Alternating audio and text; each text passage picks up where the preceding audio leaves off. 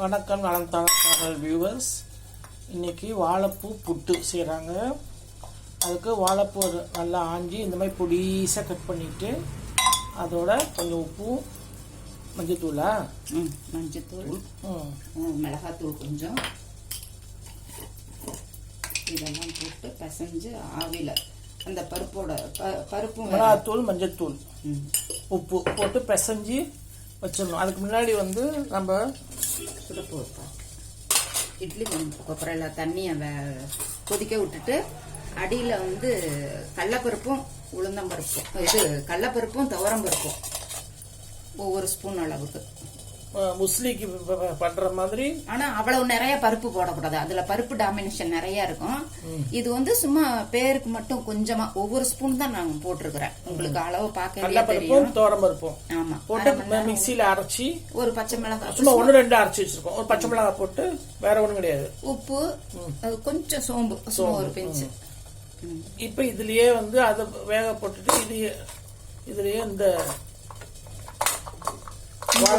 வாழைப்பூ நல்லா இதுலயும் உப்பு, மிளகாய் பொடி, இது பச்சை மிளகாய் கூட வெண்மை அரைச்சோம்னா இதுல கலந்துக்கலாம்.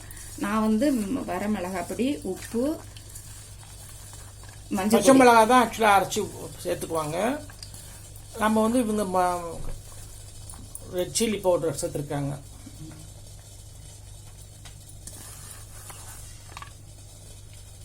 தேங்காய் அரைச்சது அது தனியாக அதில் தாளிக்கிறப்ப கலந்துக்கலாம். தேங்காயும் இதில் போடணும். இப்போ இது ஒரு 12-15 நிமிஷம் வேகணும். ஏன்னா பருப்பும் வேகணும், வாழைப்பூவும் வேகணும். 5 நிமிஷம் ஆயிடுச்சு, நல்லா வெந்திருக்கும். இப்போ இதை எடுத்து ஆற வச்சுட்டு தாளிக்கணும். அது தாளிக்கிறதுக்கு ஜாமான்லாம் எடுத்து வச்சிருக்குது.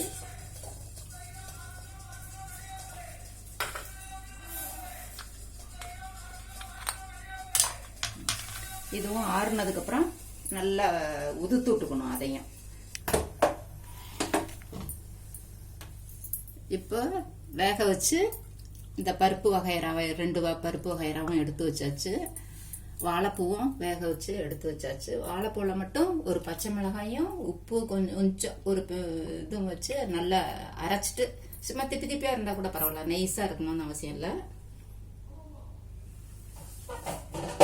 அரைச்சு பிசைஞ்சு கலந்து உப்பு ஒரு போட்டு பிசைஞ்சு வேக வச்சு எடுத்து வச்சுருக்கோம். அதே மாதிரி இதுலேயும் ஒரு சின்ன பச்சை மிளகாய், உப்பு, சோம்பும் ஒரு பிஞ்சு போட்டு உப்பு போட்டு இதை வேக வச்சு அரைச்சி எடுத்து வேக வச்சாச்சு. இப்போ இதில் எண்ணெய் ஊற்றிக்கணும்.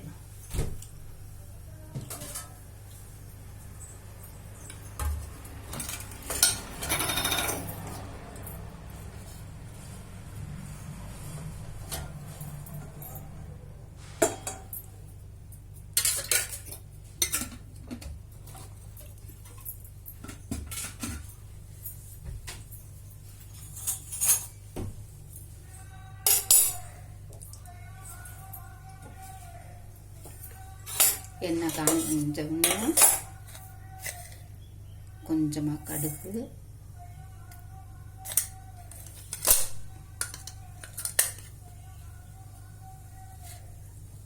ஜீரகம் ஒரு பிஞ்சு, உளுந்தம்பருப்பு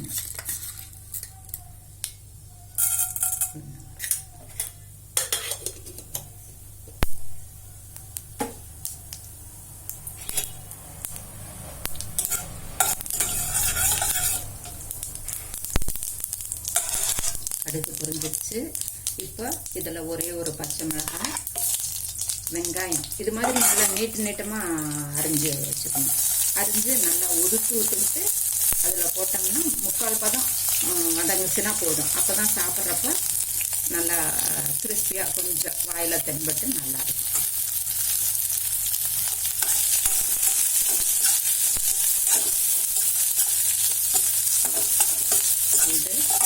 இஞ்சி பூண்டு பேஸ்ட், இஞ்சி பூண்டு இது நான் துருவி போட்டிருக்கேன். பேஸ்ட் இருந்தால் நீங்கள் பேஸ்ட் போட்டுக்கலாம்.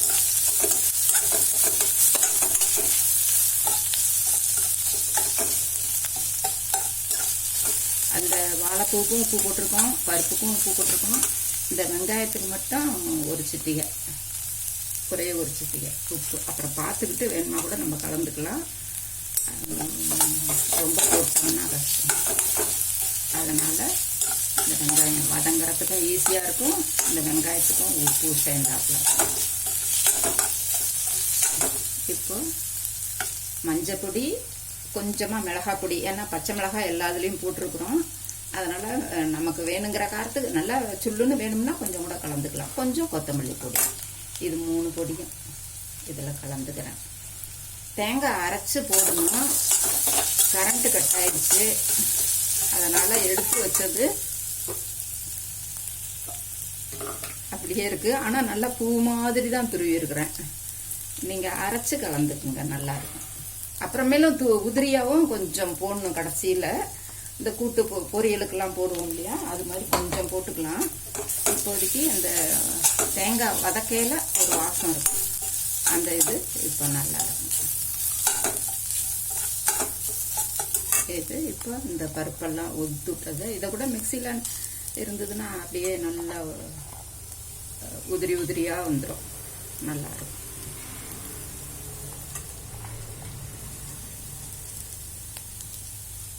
நல்லா தீனி மாதிரி கூட இது ஒரு 11 மணிக்கு சாப்பிட்டா ரொம்ப நல்லா இருக்கும். இது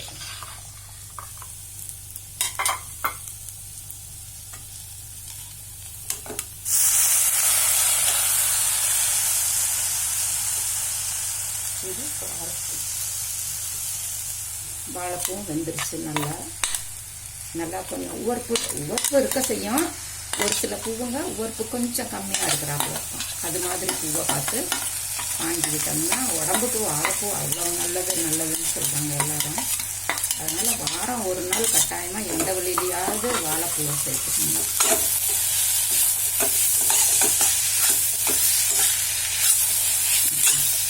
அப்படியே போல பார்க்கறதுக்கே நல்லா இருக்கு.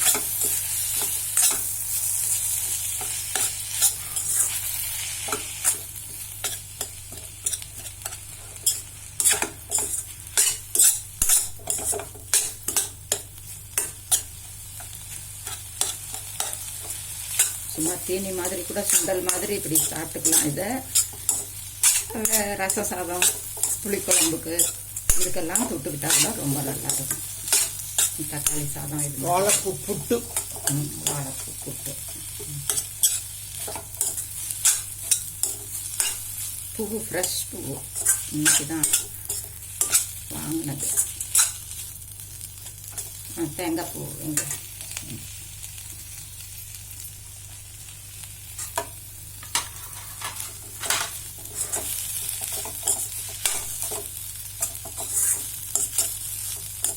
இப்போ உசிலிங்கவும் கிட்டத்தட்ட இது மாதிரி தான். ஆனால் பருப்பு இதில் முக்கால்வாசி இருக்கும். வாழைப்பூக்கு முக்கால்வாசி பருப்பு போடுவோம். இது பருப்பு அவ்வளவா தெரியல, கொஞ்சமாக மட்டும் நம்ம வறுக்கிறதுக்கெல்லாம் போடுவோம் இல்லையா, அது மாதிரி கொஞ்சமாக இதில் கலந்துருக்கோம். வாழைப்பூவும் நல்ல பூ, இது நல்ல கலர் மாறாமையும் வந்திருக்குது. நீங்களும் அவ்வளவுதான். இனிமேல் கொத்தமல்லி தலை இருந்ததுன்னா தூவி விட்டு, கருவேப்பிலையும் தூவி விட்டு டேஸ்ட் பார்த்துக்கிட்டு, உப்பு டேஸ்ட் பார்த்துக்கிட்டு இறக்கிட வேண்டியதுதான். நல்லாயிருக்கும். நீங்களும் செஞ்சு பாருங்கள். நலம் தானா சேனலுக்கு சப்ஸ்கிரைப் பண்ணுங்கள், பெல் பட்டனை ப்ரெஸ் பண்ணுங்கள். வேறு ஒரு வீடியோவில் பார்க்கலாம். தேங்க்யூ.